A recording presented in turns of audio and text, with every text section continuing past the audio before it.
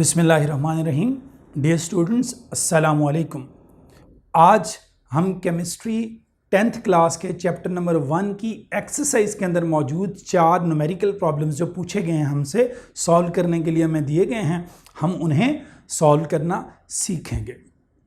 तो जब कभी आप किसी न्यूमेरिकल प्रॉब्लम को सॉल्व करते हैं तो याद रखिए आपने कुछ उसके 3 पोर्शंस बनाने होते हैं।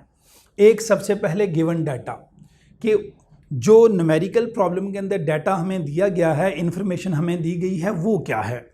दूसरी बात, टू फाइंड आउट, हमने निकालना क्या है, फाइंड आउट क्या करना है। और तीसरा ऑब्वियसली फिर उसका सल्यूशन है कि हमने उसको सॉल्व करना है और किस तरह से करना है। तो जो पहला न्यूमेरिकल है उसकी तरफ हम आते हैं। पहले न्यूमेरिकल में हमें डीकॉम्पोजिशन रिएक्शन दिया गया है N2O का, डाई नाइट्रोजन ऑक्साइड का। N2O जब ब्रेक होता है तो N2 और O2 नाइट्रोजन और ऑक्सीजन बनते हैं according to this balance chemical reaction. This is given in your book. N2O की जो कंसेंट्रेशन है एट इक्विलिब्रियम वो इतनी है 1.1 मोल पर डीएम क्यूब। N2 की जो कंसेंट्रेशन है 3.90 मोल पर डीएम क्यूब है।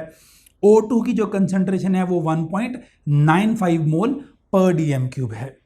एक बात याद रखें, एक छोटी सी गलती बच्चे करते हैं कि जब न्यूमेरिकल प्रॉब्लम में अक्सर दिए जाते हैं तो उसमें फॉर एग्जांपल वो किताब वाला लिखता है the concentration of this and this is this that and that respectively.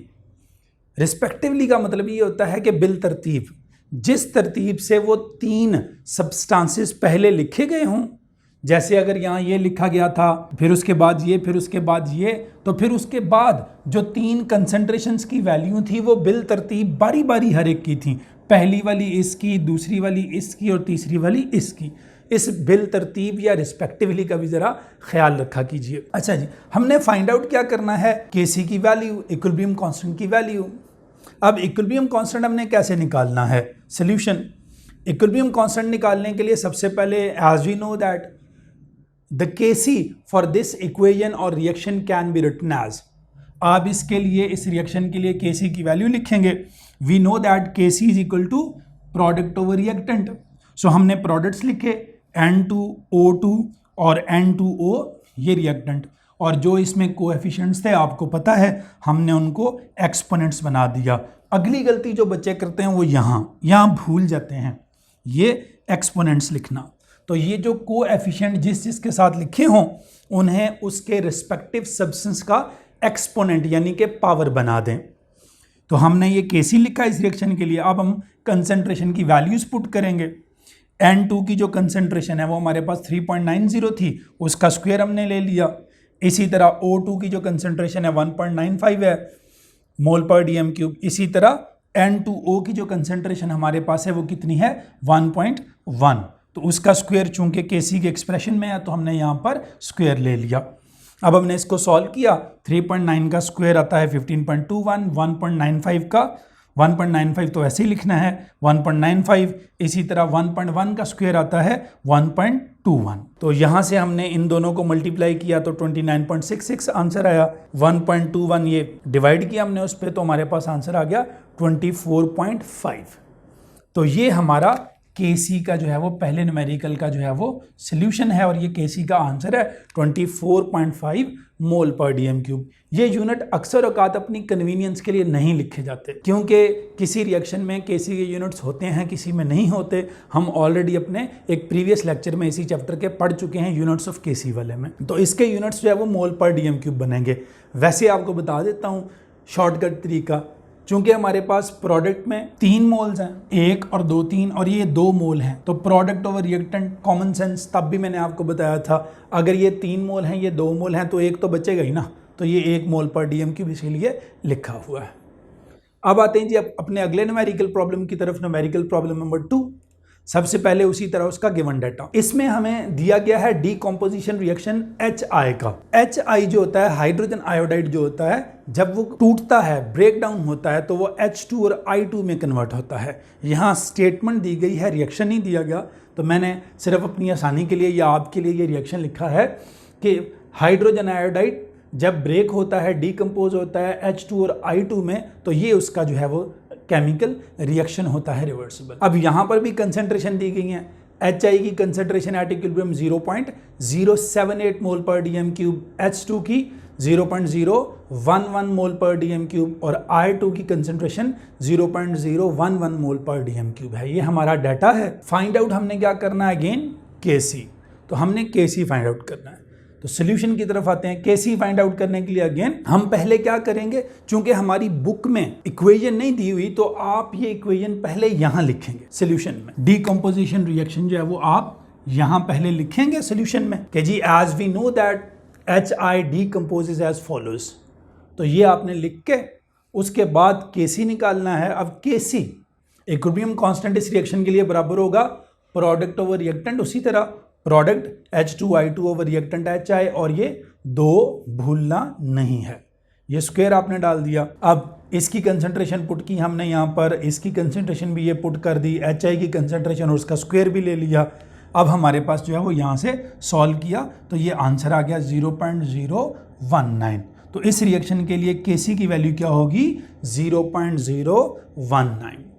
इसके यूनिट्स नहीं होंगे। आपको प्रीवियस लेक्चर में बता चुका हूँ क्यों नहीं होंगे, क्योंकि प्रोडक्ट्स के भी 2 मोल हैं और रिएक्टेंट्स के भी 2 मोल हैं। 1 मोल यहाँ पर होते हैं, याद रखिए लेफ्ट पे। ये नंबर ऑफ एटम्स हैं आयोडीन के इन अ मॉलिक्यूल। 1 मोल और 1 मोल 2 और ये 2 मोल हैं। तो दोनों के चूंकि नंबर ऑफ मोल्स रिएक्टेंट्स और प्रोडक्ट्स के इक्वल हैं, इस वजह से फिर इस रिएक्शन के अंदर जो है वो Kc के यूनिट्स नहीं होंगे। ये था हमारा दूसरा न्यूमेरिकल। अच्छा जी, अब हम आगे चलते हैं अपने न्यूमेरिकल नंबर 3 की तरफ। न्यूमेरिकल नंबर 3 जो इसमें दिया गया है वो NO नाइट्रिक ऑक्साइड की फॉर्मेशन है from N2 and O2। N2 और O2 जब आपस में रिएक्ट करते हैं तो NO बनाते हैं और 1500 केल्विन टेम्परेचर पे ये रिएक्शन करवाया गया है। तो उसके लिए वो Kc की वैल्यू देते हैं कि जी 1.1 × 10⁻⁵ है। अब इस रिएक्शन के लिए Kc की वैल्यू दी गई है। पहले 2 न्यूमेरिकल में हमने Kc निकाला था, अब Kc की वैल्यू दी गई है। तो इक्विलिब्रियम कांस्टेंट की वैल्यू 1.1 × 10⁻⁵ है। N2 की इक्विलिब्रियम कंसंट्रेशन 1.7 × 10⁻³ दी गई है। O2 की इक्विलिब्रियम कंसंट्रेशन, इक्विलिब्रियम पे जो मिकदार है, अमाउंट है, वो दी गई है 6.4 × 10⁻³ मोल पर डीएम क्यूब। और इस दफ़ा हमें पूछा गया है कि NO की कंसंट्रेशन बताएं, नाइट्रिक ऑक्साइड की कंसंट्रेशन बताएं एट इक्विलिब्रियम। तो ये पहले 2 न्यूमेरिकल से अगले 2 न्यूमेरिकल डिफरेंट हैं। इनमें कंसंट्रेशन पूछी गई हैं किसी खास सब्सटेंस की। तो Kc हमें दे दिया गया, इन 2 की कंसंट्रेशन दे दी गई, हमने NO निकालना है। अब आते हैं सॉल्यूशन की तरफ। उसी तरह सबसे पहले हम Kc लिखेंगे। As we know that the Kc expression for the reaction will be written as follows. हम इस तरह लिखेंगे। तो Kc इस रिएक्शन के लिए कैसे लिखा जाएगा, आपको पता है प्रोडक्ट NO ट्वाइस, ये उसकी पावर बन जाएगी, N2O2 रिएक्टेंट नीचे आ जाएंगे। और यहाँ से हमने क्या करना है, चूंकि हमने ये फाइंड आउट करना है NO की कंसंट्रेशन, तो ये दोनों एक तरफ ले आएंगे, मल्टीप्लाई कर देंगे Kc से।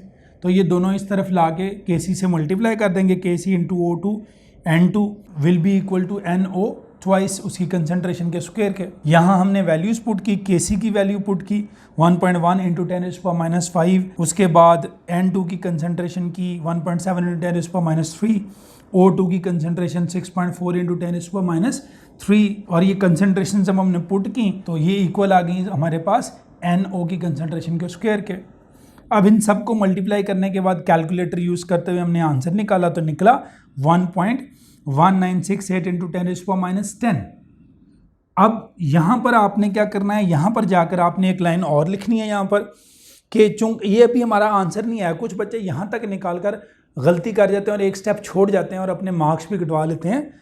अभी आपने NO की कंसंट्रेशन का स्क्वायर निकाला है, आपने स्क्वायर नहीं निकालना, NO की कंसंट्रेशन निकालनी है। तो उसके लिए सिंपल सा काम है, यहाँ पर हम लिखेंगे taking square root on both sides. जगह थोड़ी सी तो मैंने फिर नहीं लिखा, लेकिन आप ज़रूर लिखिए taking square root on both sides. तो इसका स्क्वायर रूट आप लेंगे, जब इस वैल्यू का आप स्क्वायर रूट लेंगे तो आपके पास आंसर आ जाएगा 1.09 × 10⁻⁵। चूँकि कंसंट्रेशन पूछी गई है तो उसका यूनिट ऑब्वियसली मोल पर डीएम क्यूब होगा। तो ये था हमारा तीसरा न्यूमेरिकल। आगे हम चलते हैं अपने चौथे न्यूमेरिकल की जानिब और आखिरी न्यूमेरिकल की जानिब। इसमें अगेन हमें फॉर्मेशन ऑफ अमोनिया का जो है वो न्यूमेरिकल दिया गया है। ये मैंने अपनी आपको बात आसानी से समझाने के लिए हिंट लिखा है कि when nitrogen reacts with hydrogen it forms ammonia according to this balance chemical equation. ये चैप्टर में हम कई दफ़ा पढ़ चुके हैं। नाइट्रोजन और हाइड्रोजन जब आपस में रिएक्ट करते हैं they form ammonia according to this balance chemical equation. अब डाटा के अंदर सबसे पहले नाइट्रोजन की कंसंट्रेशन दी गई है 0.31 मोल पर डीएम क्यूब, हाइड्रोजन की कंसंट्रेशन दी गई है 0.50 मोल पर डीएम क्यूब और केसी इसका भी दिया गया है 0.50 मोल -2 DM6। यहां पर हमने क्या फाइंड आउट करना है, अमोनिया की कंसंट्रेशन। कुछ न्यूमेरिकल्स में रिएक्शंस नहीं दिए जाते, लेकिन वो चूंकि चैप्टर के अंदर थ्योरी के अंदर ऑलरेडी लिखे जा चुके हैं और बार बार एक्सप्लेन किए जा चुके हैं, इसलिए आपको वो आने चाहिए ताकि आप खुद से भी लिख सकें, जैसे इस तरह के न्यूमेरिकल में लिखना पड़ सकता है। अब अमोनिया की हमने कंसंट्रेशन निकालनी है। सोल्यूशन में अगेन सबसे पहले आप इक्वेशन लिखेंगे अमोनिया की फॉर्मेशन की। तो ये इक्वेशन आप पहले लिखिएगा यहाँ पर लाकर सोल्यूशन में कि as we know that nitrogen and hydrogen react with each other and form ammonia according to the given reaction, according to this reaction. तो ये लिखने के बाद आप केसी निकालेंगे। K C for the reaction will be, तो केसी बराबर हो जाएगा अमोनिया की कंसंट्रेशन के स्क्वायर के डिवाइडेड बाय N2H2 और ये क्यूब लगाना नहीं भूलना आपने हाइड्रोजन की कंसंट्रेशन का। चूंकि हमने अमोनिया की कंसंट्रेशन का स्क्वायर अमोनिया की कंसंट्रेशन निकालनी है, तो हमने क्या करना है, ये दोनों उसी तरह पिछले न्यूमेरिकल की तरह इस तरफ ले आते हैं और मल्टीप्लाई कर देते हैं। Kc into N2H2 क्यूब ये बराबर आ जाएगा अमोनिया की कंसंट्रेशन के स्क्वायर के। हमने वैल्यूज पुट की, Kc की वैल्यू में थी 0.50 वो लगाई, N2 की कंसंट्रेशन 0.31 थी वो लगाई, H2 की कंसंट्रेशन 0.50 थी उसका हमने क्यूब लगा लिया, बराबर आ गया अमोनिया की कंसंट्रेशन के स्क्वायर के। जब हमने ये सारा कैलकुलेटर से सॉल्व किया तो आंसर आया 0.19375। ये अमोनिया की कंसंट्रेशन का स्क्वायर आया। अगेन याद रखिए अभी अमोनिया की कंसंट्रेशन का स्क्वायर आया है, ना कि अमोनिया की कंसंट्रेशन। तो आपने फिर क्या करना है, पिछले न्यूमेरिकल की तरह यहाँ पर आप लिखेंगे taking square root on both sides, taking square root on both sides. तो आप इनका स्क्वायर रूट लेंगे, तो यहाँ जब आप अमोनिया का स्क्वायर रूट लेंगे, उसकी कंसंट्रेशन के स्क्वायर का स्क्वायर रूट लेंगे, तो वो अमोनिया की कंसंट्रेशन आपके पास आ जाएगी और वो बराबर होगी 0.139 मोल पर डीएम क्यूब। इसको राउंड ऑफ करके सिग्निफिकेंट फिगर्स 9th की फिजिक्स के चैप्टर 1 में आपने पढ़े होंगे गालिबन। तो 0.139 इसको राउंड ऑफ करके हम 0.14 भी लिख सकते हैं, क्योंकि 3 के बाद 5 से बड़ा फिगर है 9, तो इसको 0.139 या आप 0.14 दोनों तरह से लिख सकते हैं, जैसे आपको मुनासिब लगे। तो ये था हमारा आज का लेक्चर, चैप्टर नंबर 1 का 8वां लेक्चर, जिसमें हमने एक्सरसाइज के अंदर पूछे गए 4 न्यूमेरिकल्स जो हैं वो सॉल्व किए। उम्मीद है हमारा आज का लेक्चर भी आपको हमेशा की तरह पसंद आया होगा। अगर आपको हमारा लेक्चर पसंद आए तो हमारे इस चैनल को लाइक कीजिए, सब्सक्राइब कीजिए, शेयर कीजिए अपने दोस्तों के साथ और दूसरे अपने जो है वो अहबाब के साथ, ताकि हमारी हौसला अफजाई हो सके, हम इससे भी बेहतर जो है वो वीडियोस आपके सामने ला सकें। आपका बहुत बहुत शुक्रिया। खुदा हाफिज़।